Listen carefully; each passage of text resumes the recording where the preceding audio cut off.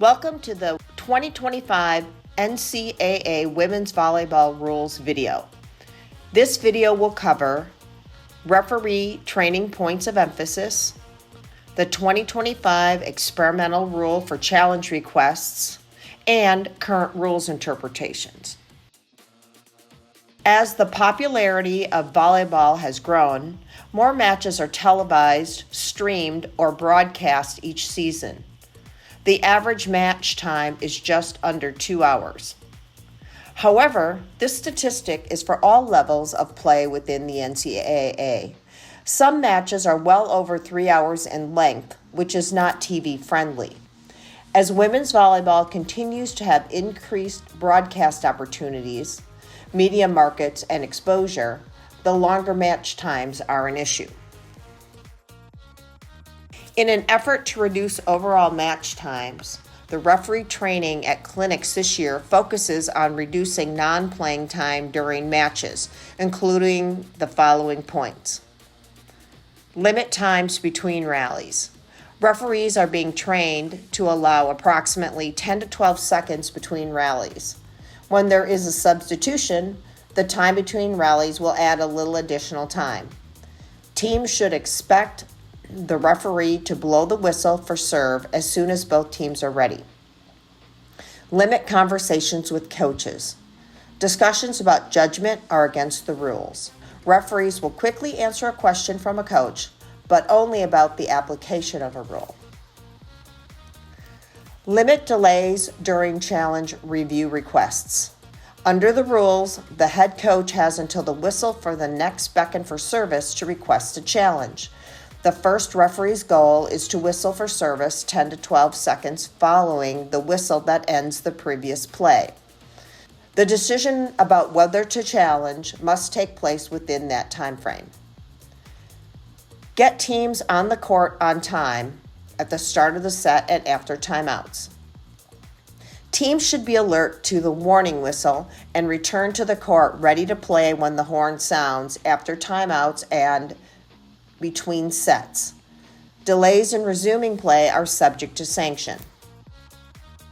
Referees are instructed to nip stalling in the bud. These actions will be considered a delay and may be sanctioned as such. Extended huddles between rallies, constant questioning of calls, unnecessary shoe, tie, untie. The Rules Committee approved an experimental rule for the 2025 season to allow head coaches to request a challenge review using the hand signal C instead of holding the challenge card. The experimental rule may be used for conference play by conferences that have requested to use it. The challenge card will be used to request a challenge review for all non-conference matches. Last year, the new rule eliminated double hits as a fault on the second contact if the next contact was made by a teammate. Based on experience with the new rule, there is a new interpretation for challenge review. After a double hit on the second contact, the coach may challenge who touched the ball next, a teammate or the opponent. Also, a few rules reminders regarding double hits. A double hit on the first contact is not a fault if the ball next crosses the net. The outside hitter in the white jersey, number 9, double hits the ball on the first contact. This is a legal play. When a double hit occurs on the second contact, it becomes a fault if the ball goes over the net or if the ball is next touched by the opponent. For example, if the setter sets the ball toward the attacker and the blocker touches the ball before the attacker, the double hit is a fault. Following a double hit, simultaneous contact by a teammate and an opponent will make the double hit a legal play. There are still ball handling faults. Here are some reminders. Only the point of contact should be considered when determining the legality of the play. Outside influences such as player technique, spin, Coaches' expectations or crowd reaction should not be considered when judging the legality of the contact. There is no body or ball position or playing technique that automatically results in an illegal contact. Let's take a look at a few videos of legal ball contacts. The setter in the black jersey, number 3, makes the second contact with an open underhand. The ball is not caught or thrown. This is a legal play. The setter in the blue and black jersey makes the second contact with an open underhand. The ball is not caught or thrown. This is a legal play. The outside hitter in the white jersey, number 5, makes the first contact with an open underhand. Again, the ball is not caught or thrown. This is a legal play. A coach may not challenge whether a centerline fault has occurred. Centerline faults are not a challengeable category. If a centerline fault is whistled and a team believes another fault in a challengeable category occurred prior to the centerline fault, the head coach may challenge whether another challengeable fault occurred first. For example, the serving team, outside hitter number 9, attacks a ball onto the receiving team's court. Outside hitter number 9's foot lands across the center line. The second referee whistles and signals a centerline foul. The serving team's head coach challenges that the ball landed in the court before the centerline foul.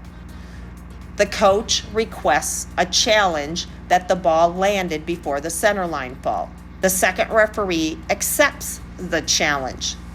The decision by the second referee is correct. This is a change from the previous rules interpretation. The second referee cannot review the video to confirm whether or not there was a centerline fault.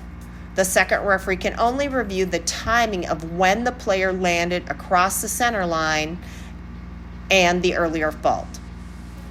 If a centerline fault is not whistled as a fault, a head coach may not challenge that a centerline fault occurred. If a point is awarded incorrectly after a challenge and it is not discovered immediately, the situation is treated as a scoring error. An example where this could happen is after the second referee reviews the video, makes a decision, but inadvertently awards the ball and point to the incorrect team. If the situation is not discovered prior to the next serve, it will be treated as a scoring error if discovered later in the same set.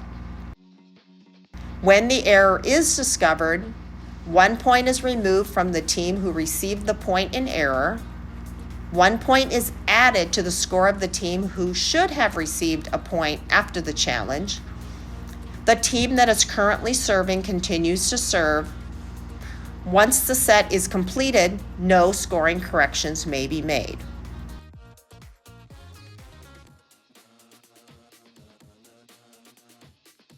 When CRS or challenge review equipment is not functioning at the start of the match and then becomes available, or equipment is functioning at the start of the match and then fails, CRS equipment should be used whenever it is available. The status of the CRS equipment should be communicated to both teams' head coaches by the second referee as soon as possible without overly disrupting the match flow. After accepting a challenge, the second referee discovers that video from one or more cameras is missing. There is video available from one or more of the cameras. Before starting to view video, the second referee informs the coach that video is not available from the malfunctioning camera or cameras and identifies those cameras to the coach. The head coach may choose to continue or withdraw the challenge. If withdrawn, the team retains the challenge. New interpretation. If the second referee discovers a relevant camera view is unavailable after some video angles have already been viewed, discretion should be used in completing the review. For example, if the coach challenges a ball landing near the end line was out and video from the end line camera was available prior to the challenge but did not have video available for the review, the second referee should inform the coach that video from that camera is not available. The coach would then have the option to have the second referee continue the challenge review with the remaining available video, or the coach may withdraw and retain the challenge. Or another example, it could happen that only the TV feeds are missing. In that case, if the standard cameras are available, the review should be completed. The option to withdraw the challenge is only available if the primary view is discovered unavailable as the review process is initiated. In addition to the video available from the challenge review system, referees may also use broadcast TV video feed if readily accessible at the score table, or the playing venue video boards. Referees may not use recording devices such as tablets or camera phones that are not part of the CRS system or broadcast system. The NCAA Rules Committee wants the interpretation of what constitutes a net fault to be easier to understand and explain, and to increase officiating consistency. Net contact while playing the ball remains a fault. Under the updated interpretation, any player that contacts the net that has an assignment in a play, regardless of the ball's location, is at risk of committing a net fault. In this video, the middle hitter in the white jersey, number 4, contacts the net. Since she is part of the play at the net, her contact with the net is a fault. Net contact by a player that is considered to not be playing the ball remains legal. A player will be considered to have completed their action of playing the ball if they have landed, are in control, and begin to make a new action. Then they may legally contact the net. Electronic tablets that provide match information to the referees are allowed on the net post and the referee stand for use by the referees during the match. Media timeouts are allowed in any match. This includes matches that are not broadcast or live streamed.